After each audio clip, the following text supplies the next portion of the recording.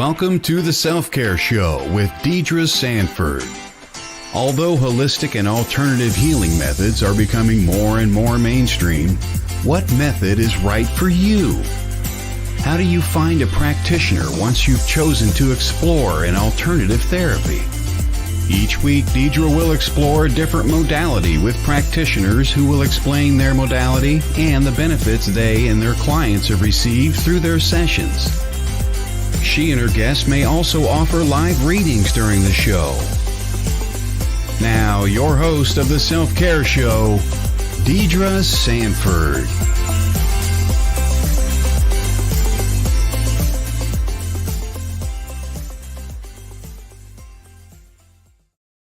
Well, hello and good morning. Welcome to the Thanksgiving week episode of the Self-Care Show. I'm your host, Deidre Sanford, and you're watching us on WLTK-DB. Guys, it's been such an exciting morning. I can't wait to thank each and every one of you for tuning in every week or grabbing those downloads a day or so later whenever you have time, catching the podcasts, catching the podcasts. The show really is for you. And the show is not about me.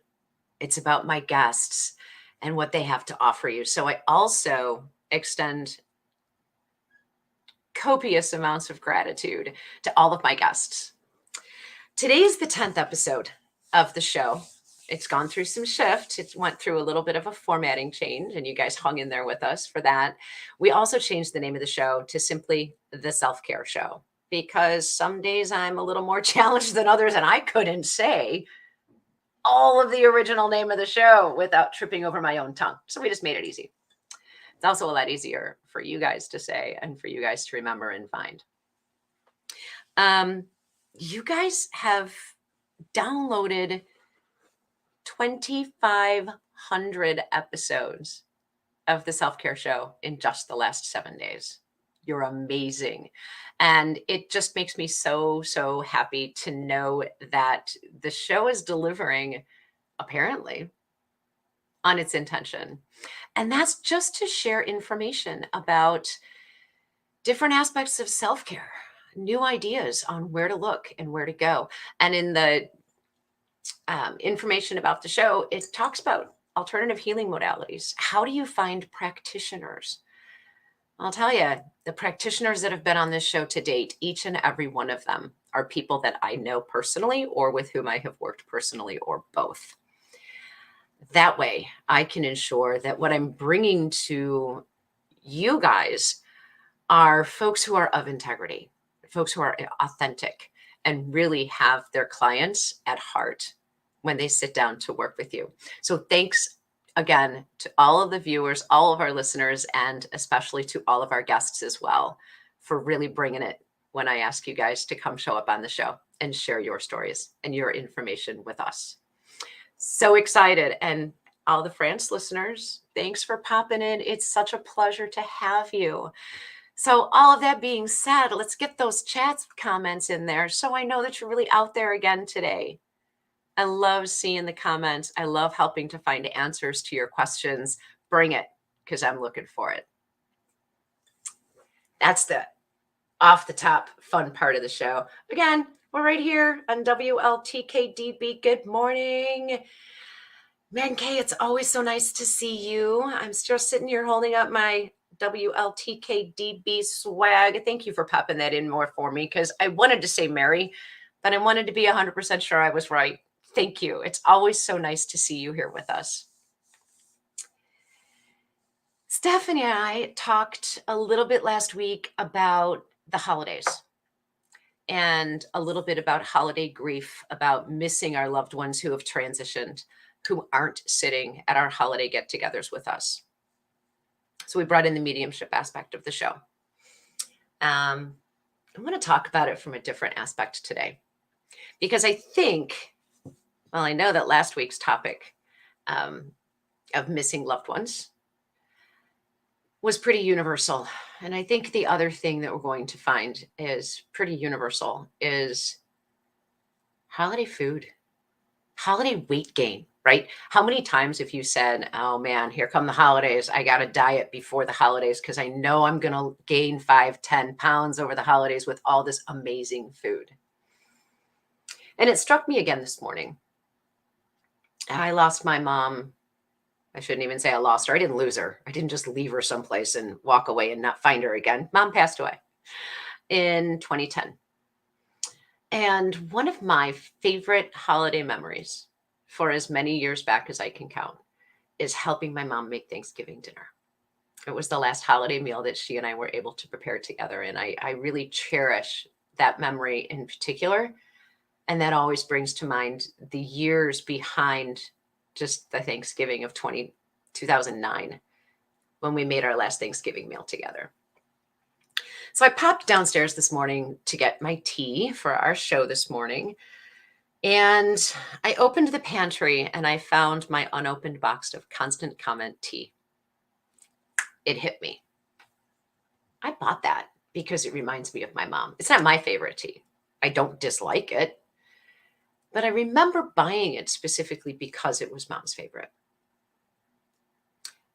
That's a tea that's pretty not harmful in any way in our diets.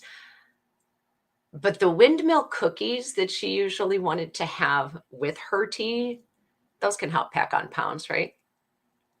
You know, she also used to make, we called them snowballs. I think some people call them like pecan puffs. Every year at Christmas time in honor of her father. Those were his favorite cookies. You see where I'm going? Right? We all have foods that remind us of happy times, that remind us of people that we might be missing. I know when I'm not feeling well emotionally, I want what we used to call hamburger gravy. It's mashed potatoes with cooked off hamburger in a white sauce piled on a plate. And it's not the most attractive thing in the world to eat, but it's good, solid, filling comfort food in my world. What are your thoughts on comfort food? What do you reach for when you need something that is in some aspect emotionally soothing? For so many of us, it's sweets, right? Because sweets tend to amp us up. They bring us energy through the sugar that is absolutely so detrimental to us. But we do it anyway. And we do it knowingly. I mean, it's a conscious choice, right? To reach for that specific comfort food or mindlessly watching TV and eating salty things or even sweet things, but just mindlessly shoving our faces full of food when we're watching a movie at the theater with popcorn and lots of salt and butter. I'm not saying all these things are bad things. Nutrition wise, they might not be our best choices, but it's kind of a whole different version of chicken soup for the soul, right? Good morning, Tim. It's nice to see you. How are you? Yes, Todd popped in and he said sweets. So I know I'm not alone in that. Tim, what's your favorite comfort food? I'm curious. Mary, any thoughts on your comfort foods that you want to share with us today? I think sweets are actually a great lead into the holidays. Aside from the turkey and the stuffing at Thanksgiving, and maybe even sweet potato casserole with lots of brown sugar and butter. They're in everything and they're around everywhere. Chocolate, technically, we do know scientifically, is an aphrodisiac. So that amps up the feel-good hormones, no pun intended. And it keeps us all moving. It gives us that energy boost that we need. So yeah, and I also, in addition to the Constant Comment tea, yes, mint chocolate chip ice cream. That's a favorite from my childhood as well, Tim. Thank you. Mary has the opposite reaction and doesn't eat. And that is understandable as well. I get that. I have those moments, and it's because I'm so befuddled emotionally, maybe or organizationally in my mind, or I've letting myself get so hungry. I have no idea what I want. I want everything. But I can't have everything, and I can't choose just one thing, so I eat nothing. I get it, Mary. So aside from just the Constant Comment tea and the windmill cookies, I can think of countless other, at this time of year, Christmas goodies Mom used to bake, 7-layer cookies. And I always want to buy them in the store, but I don't because it's not the same. She had a cookie called Nami Amos. Now, those I might make this year. Having said that, I'm like, ooh, I haven't made those in years. How about oatmeal carmelitas? I'm the sweets girl. And it obviously was earned throughout my childhood. And I think we learn that too. Like when we come home from school, we get snacks, right? It's been a long, hard day. We're going to refresh. We're going to get some snacks. I can see today's guest nodding, say, yep, we get it. Those rewards, we end up using treats and snacks as a reward system as well. There's so many different emotional reasons for us to turn to different foods. And I think that varies from culture to culture as well. And so, with no further ado, let's bring in today's guest, Teresa Adams. She's an intuitive coach and she works with her clients, really talks a lot about emotional eating. Good morning, Teresa. Hello. How are you? I'm great. How are you? I'm doing all right, thanks.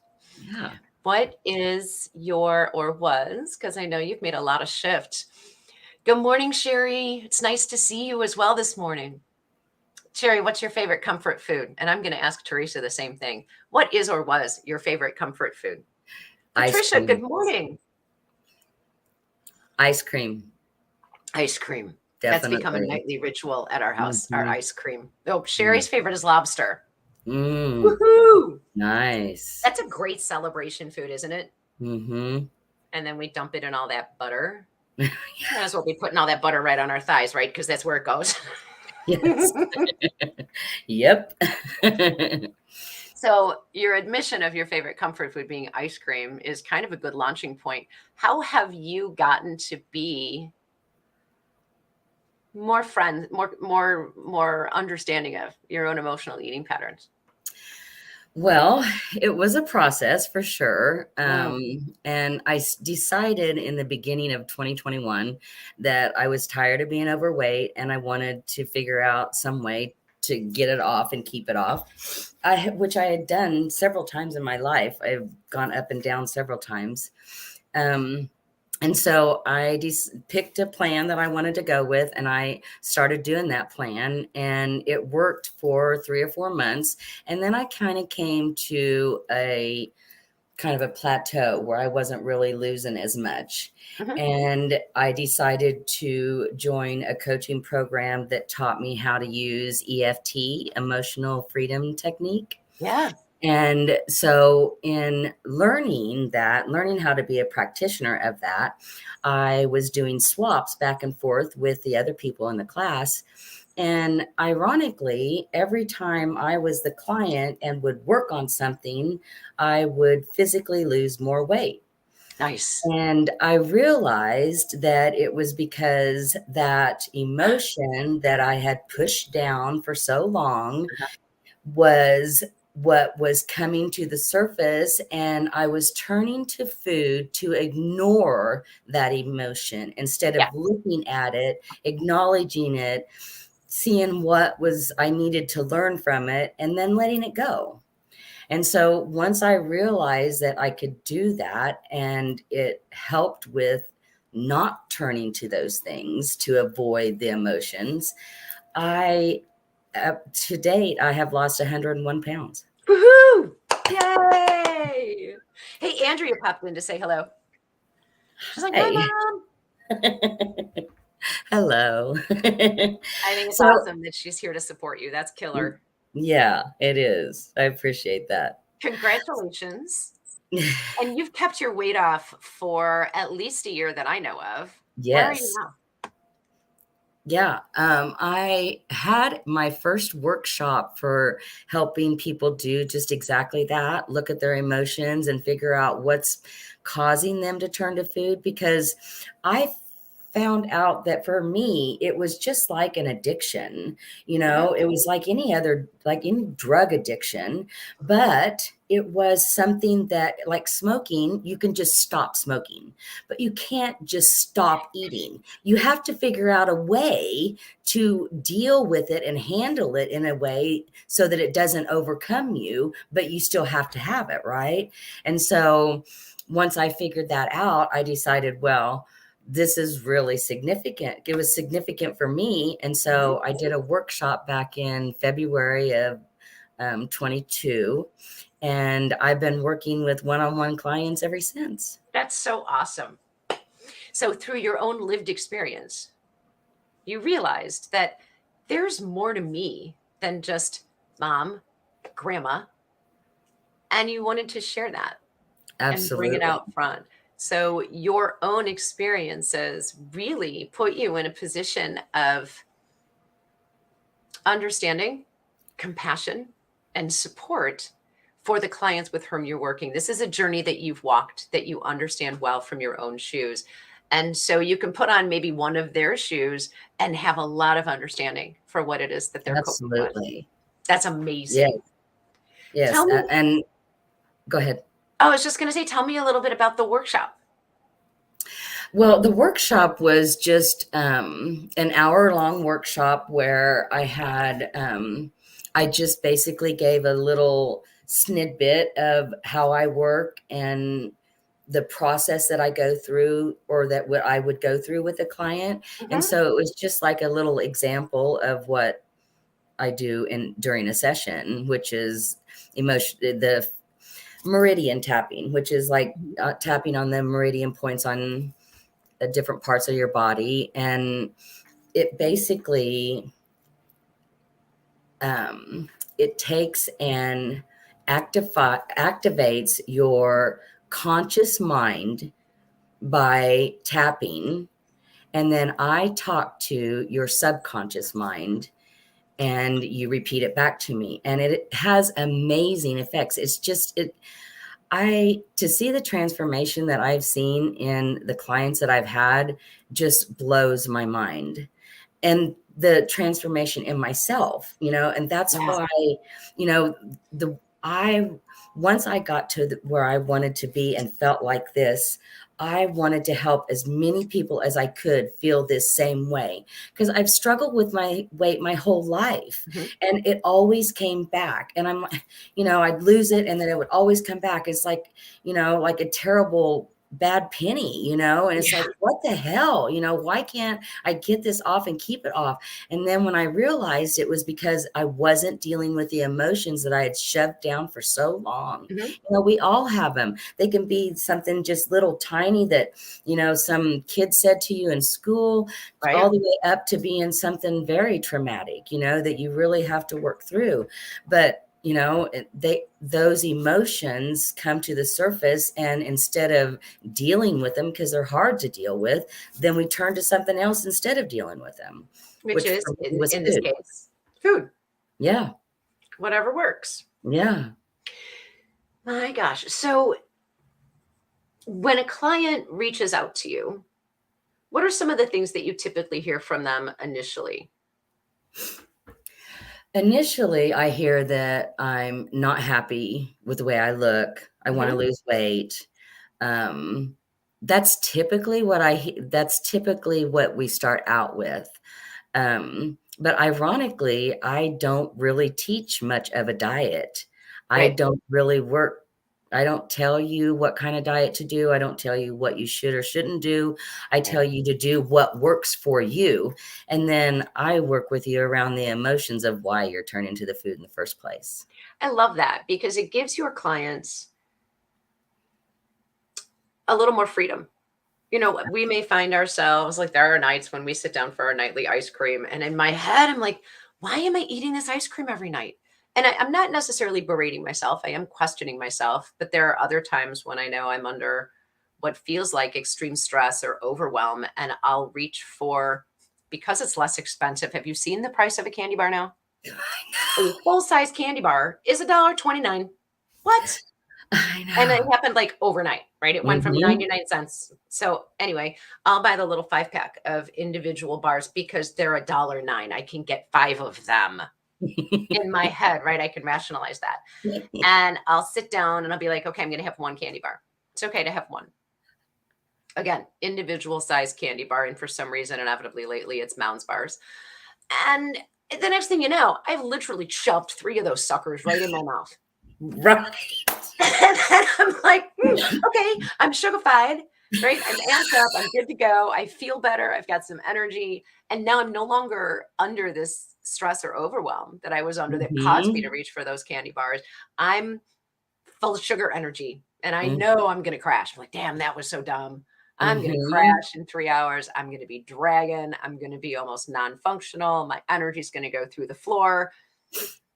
And I know when I reach for those candy bars, I know I'm doing it out of stress. So then that whole Mhm. conversation can start in my head later. And I believe right in the moment that because I know I'm making a conscious choice, it's okay. You know Yeah. what it really kind of is? I'm not just doing it out of habit anymore. It's a conscious choice. I know what my consequences are going to be, and I'm still choosing to do it. That's And true. I do find that because I'm now aware of the conscious choice I'm making, I don't do it near as often as I used to. And my Yeah. lifestyle's changed quite a bit as well, which reduces the stress. So Mhm. in those moments, what kind of thought process might you turn to instead of the automatic reach for whatever fill in the blank comfort food is? What kind of thought process would you encourage or would you use? Well, the first thing that I would encourage is that you think about whether or not you're going for the food because you're actually hungry, Mhm. or if you're going for the food because you're bored or trying to avoid something. I would it's kind of like just being aware of the situation and around what's around that. I mean, if you're eating just because you're hungry, that's a valid thing. But like for you, for the candy bars, you could have just as easily stopped at one, or Ah, sure. because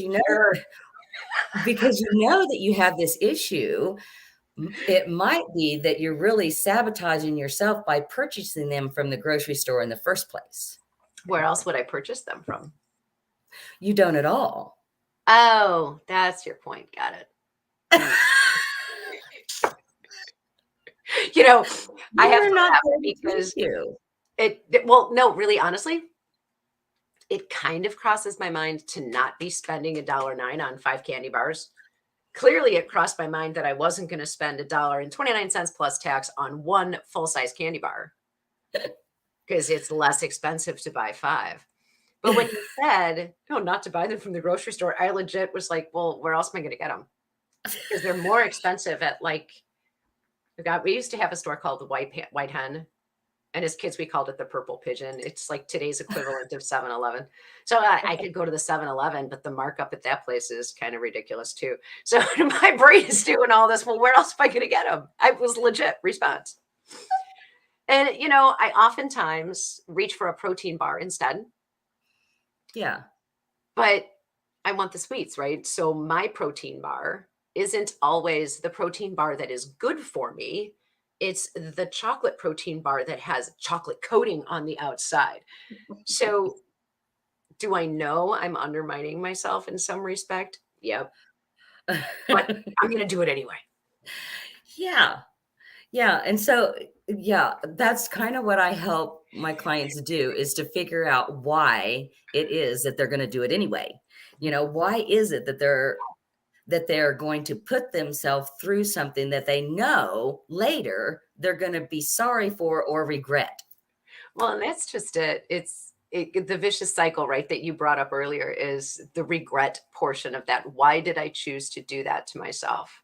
Mhm. And even when I make a conscious choice, um, and it's not like it used to be. It used to be like a daily thing, maybe a couple times a day. You put a candy dish on my desk at the office, and I'd be like, no, no, no, we can't have that here because I'll just sit at my desk and eat candy all day. Mhm. Excuse me.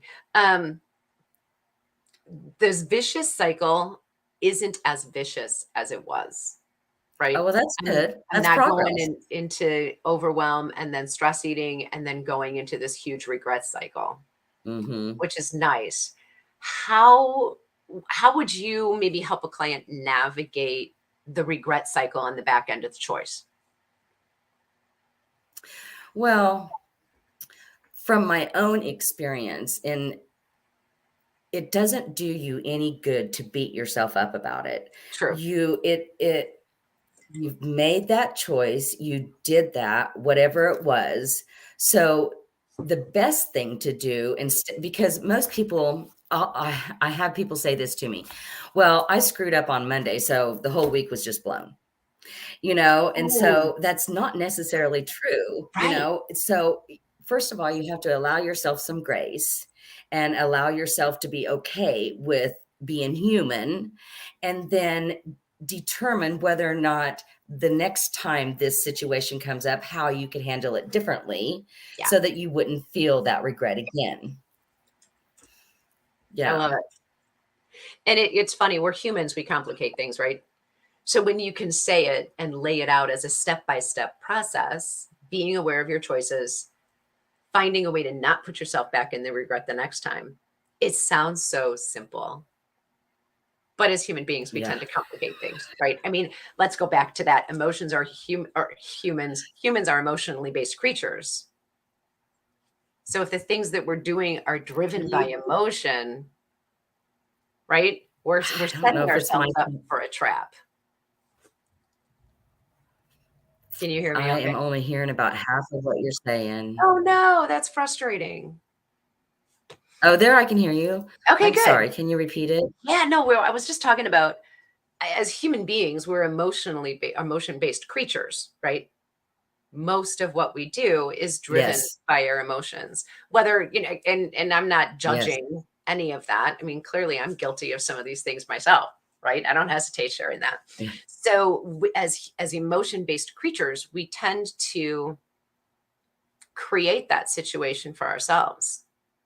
So I get stressed out. Yes. I eat candy bars, and I used to go into all this regret and be upset with myself. And I understand the position of the client that says, well, I fell off the wagon and I made a choice that wasn't in my best interest on Monday. So the whole week is blown. I might as well just, instead of getting back on the wagon. Yeah.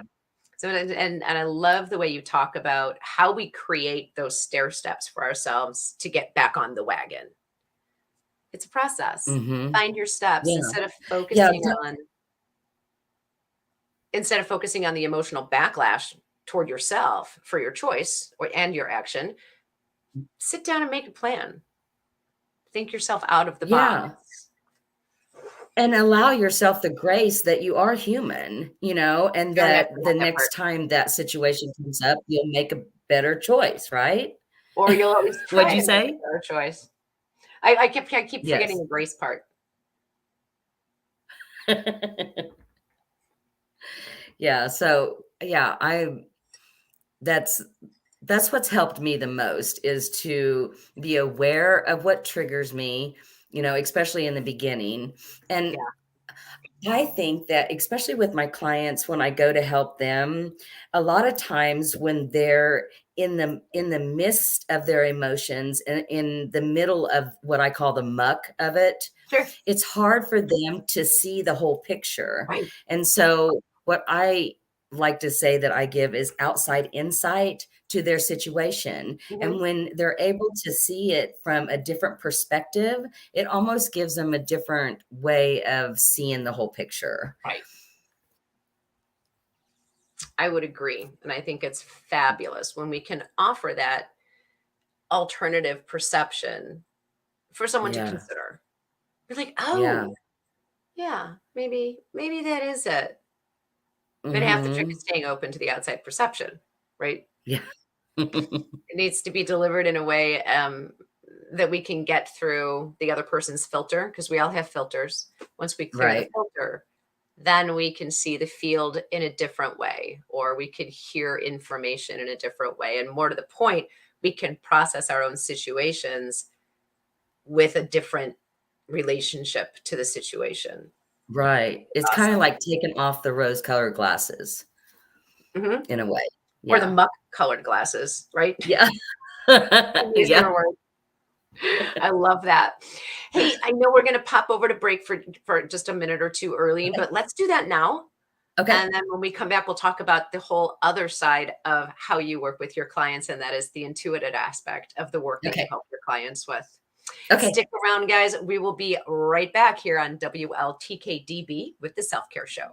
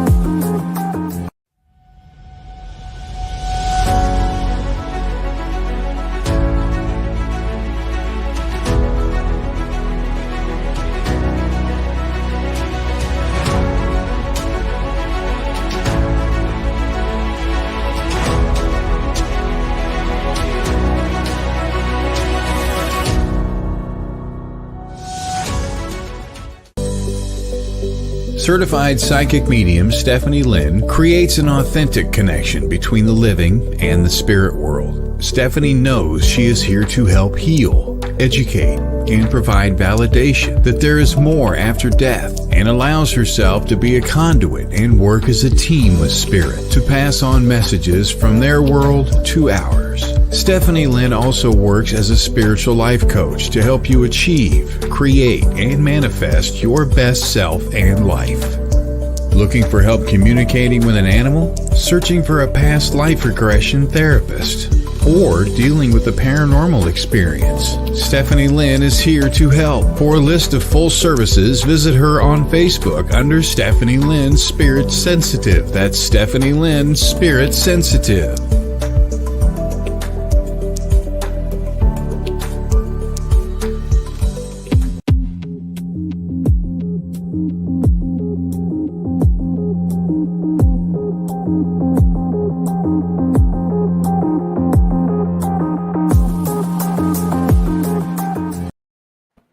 Right. Thank you guys so much for hanging around for us. We are back with Miss Teresa Adams, our intuitive coach.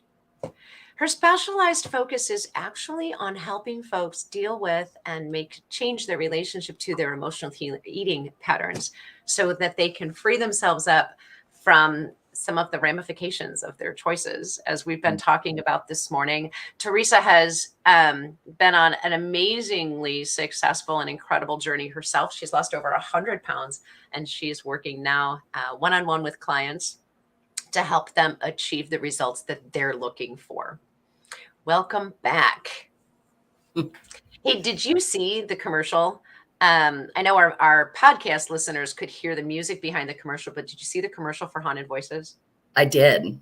It's amazing. That is WLTK-DB's very own Todd Bates.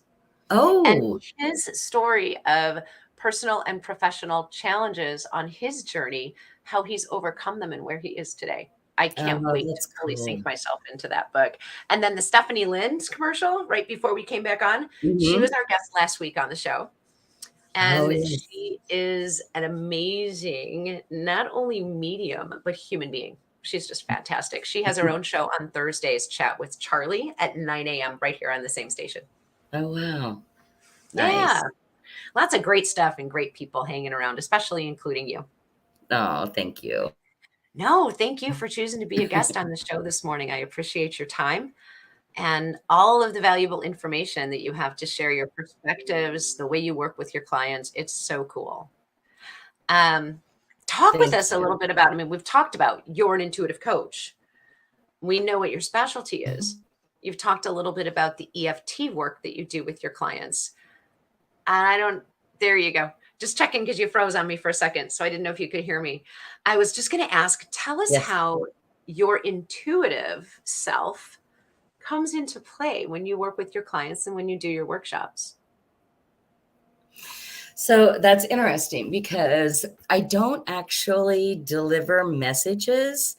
However, I use my intuition to kind of guide my clients to get their own answers. Right. Perfect. So I'll kind of direct them in or ask the right questions so that they it's kind of like, and it's so interesting because it's like you can literally like see a light bulb go off in their head. It's like, because they'll say it to me and then I'll say it back to them. And when I say it back to them, it's like the total light bulb, but it's their own words. And so my intuition is used to actually guide me as to what they need to work on or need help with, and guiding them to see that on their own. So cool. It's great that you have an approach that allows your clients to come to their own conclusions. I think we all function better and are more prepared to hear and make shifts based on what we hear when we have the opportunity to develop in that way.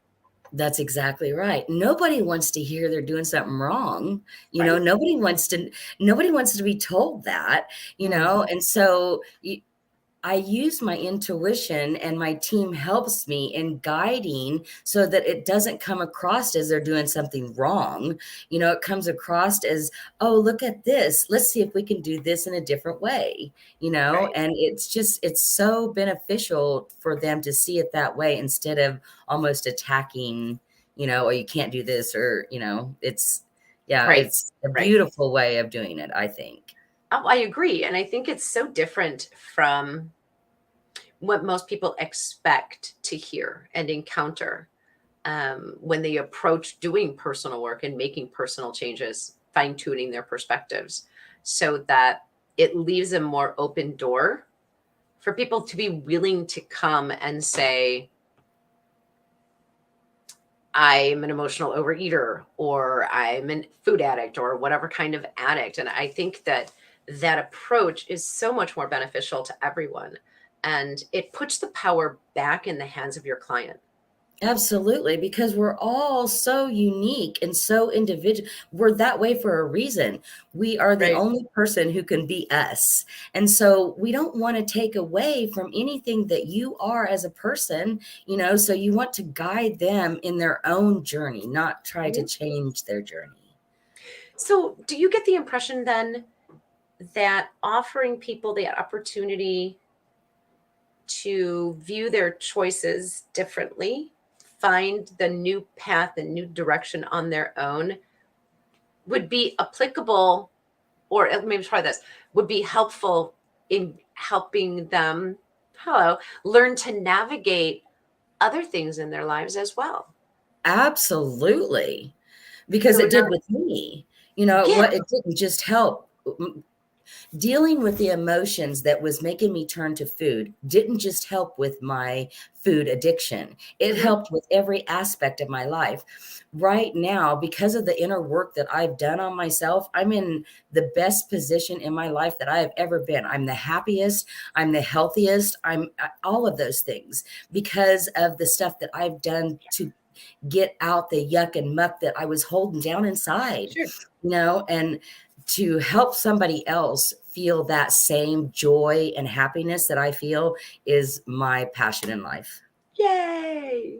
And I love that that is how you approach your work with your clients. Yeah. It's infectious. And the opportunities that your clients have to take those steps that they learned in working with you toward one goal, which is at this time emotional eating or overeating, steps toward weight loss. I love that they have that basis, that foundation, and can apply those same opportunities and thought processes to other areas of their life where they might also want to be making some shifts. Absolutely. Very Yes. cool.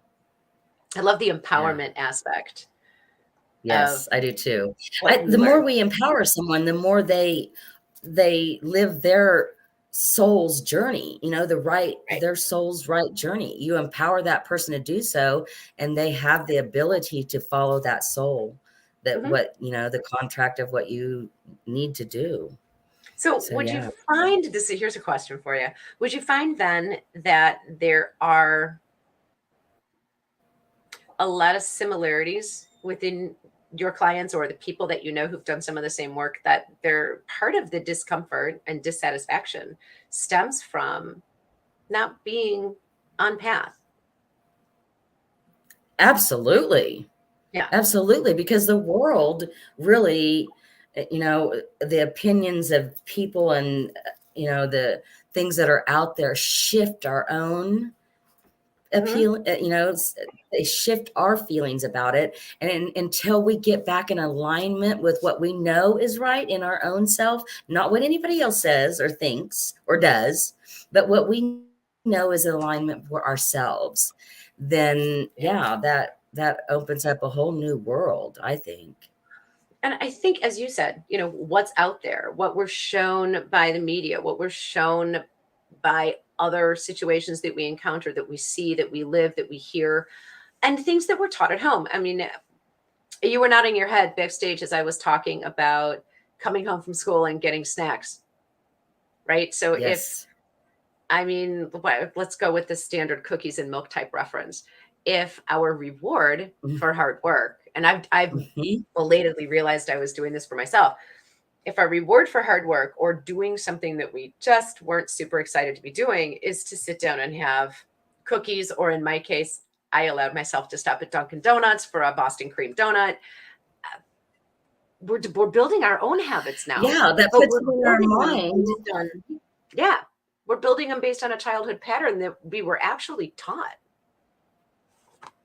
Absolutely. How do we break Absolutely. And those that? patterns, they get stuck in your head and you don't even Mhm. realize it sometimes until somebody brings it to your attention. Do you see do you see this pattern that's happening that you're doing? You know, you come home and you think this is what you're supposed to do because you had a good day.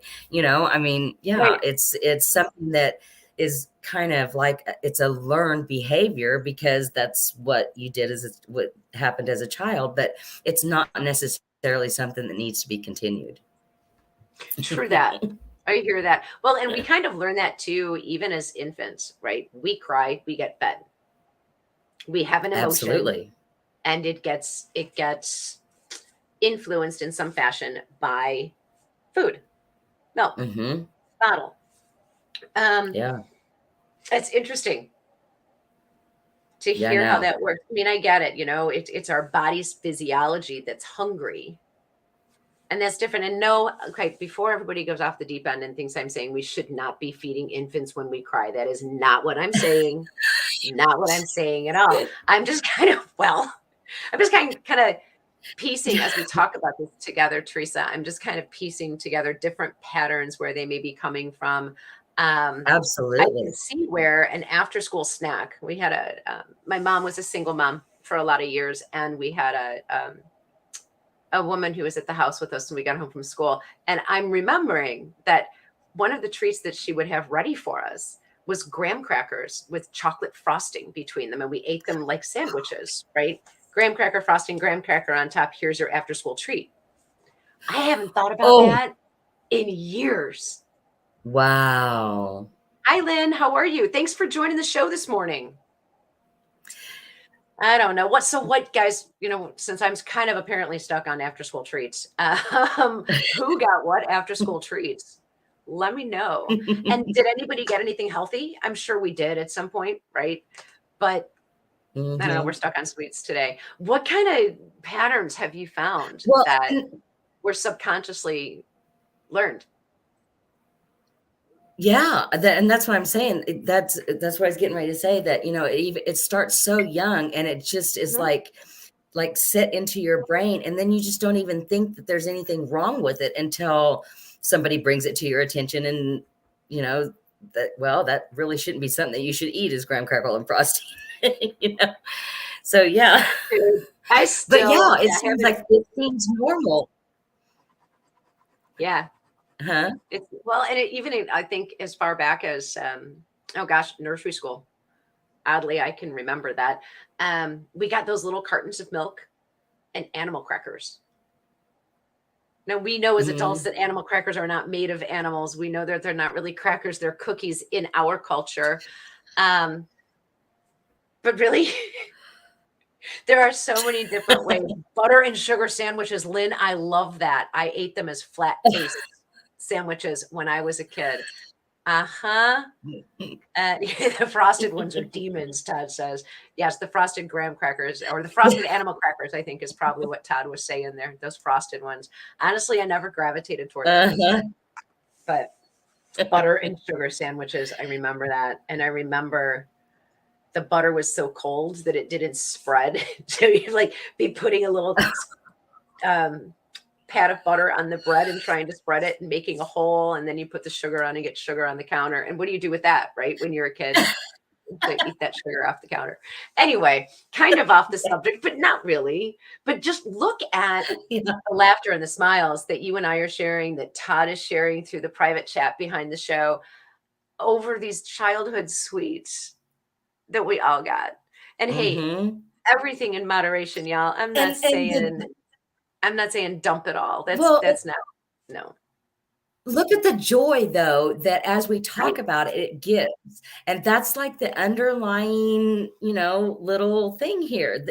It gave you joy as a child. And so, if you're having a bad day or something like that, that's why you emotionally turn to it, because you want to feel that joy that you Right. felt as a Right. child. And, that fun, so it all is logically makes sense. But, when you're unhappy with the situation, you've got to figure out a way to change it. So that's what I hope people Right. do. Find a different way, a more healthy way, a more helpful way to put that joy in. Meredith Mhm. said, or Lynn says, her mom always left the butter out so it was warm on the counter. And then I'm assuming the rest of that sentence is and easier to spread. I've wanted a butter bell forever, pretty much for that purpose, Lynn. Yeah, your mom Yeah. was smarter than I am at this point, right? I still haven't learned to keep it on the counter. I want to, haven't done it. Teresa, I know that some of my examples of things that popped in my head as I was listening to you this morning are maybe a little bit extreme, and in that it's all kind of one-sided for the examples. We can do that with any food. Our parents weren't intentionally trying to undermine our healthy eating habits. Mom always No. had the pyramid on the plate for dinner. Um, Yeah, I agree, Lynn, with the butter not going bad. 2 sticks at a time is a lot, and it would take me a while to go through it. But I'm really not. I mean, our parents weren't consciously trying to sabotage our weight loss goals as we get older as No. adults. But I think it's just a pretty common example of how these ideas get implanted, where they come from, that lead us to choosing food to soothe our emotional states.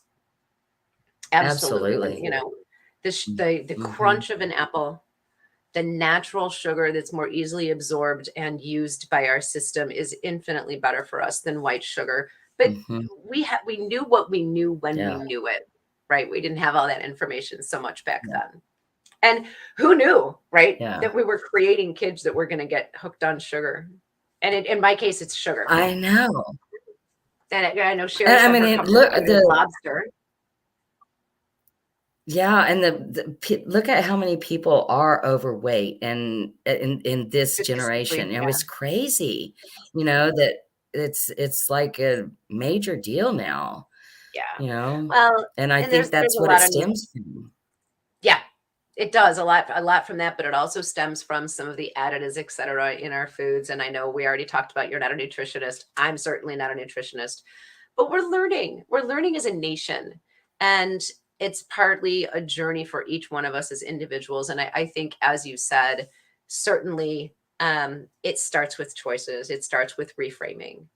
Um, yeah, it's like that the movie Supersize It. I think that's what that was called. Lynn is referring to biggie size things. And I've actually learned to stop going to that place where they serve biggie size things, except once in a blue moon. Had to make my own dietary changes. So, Teresa, Yeah. how do people find you? Well, you can find me on my Facebook page, which Um, is Transform with Teresa, and it's spelled TRANS 4ORM the with number Teresa. 4. Uh-huh. Yes. Um, and then you can also find me on teresaadams.com, transform with Teresa. And TRANS, the number 4 ORM with Teresa, right? yes, yes, yes, that's my Facebook page. Very cool. Yeah. So, congratulations on your journey. I think it's amazing that you have Thank been you. able to take your experience and share it with others so that they can find a way to work within themselves to make their own changes. I think it's amazing. What else do you have going on with your plans for moving forward as a practitioner?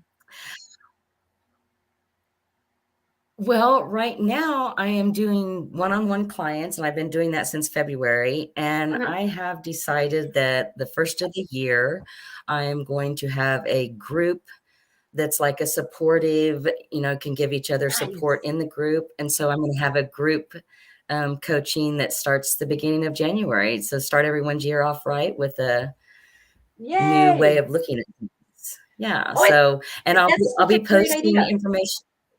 I'll be posting information about that in my Transform with Teresa page on Facebook when it's up and going. It'll probably be the first part of December. I'll announce it and Mhm. put the sign up in there for it. But I plan on doing that on Monday nights. There's 5 Mondays in January. And so I'm going to do it 5 weeks on Monday night at 7 o'clock Central Time and Super. see how that goes as a group That thing.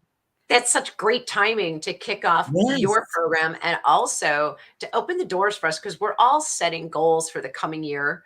And for so many of us, especially coming off the holidays with all that overeating, it's like I'm gonna focus, I'm gonna shift my diet, and I'm gonna try to lose some weight that I Yeah. packed on over the holidays. So I love the timing of that opportunity for everybody to work with you and with your supportive environment. Yeah. Because having one person is always fantastic, but having an army of supporters really helps people make that commitment and stick to it, especially in those moments of, oh, I don't know, I have a choice to make. I don't want to make the wrong choice. So Right. It kind it's of gives you great. an accountability with other people, yeah, instead of just yourself. That's So, awesome. Well, yeah. and not just the accountability, but that the opportunity for the support. It's killer. Yes. So Yes. before I let you go and get back to your regularly scheduled life, I do have one more question for you. Okay.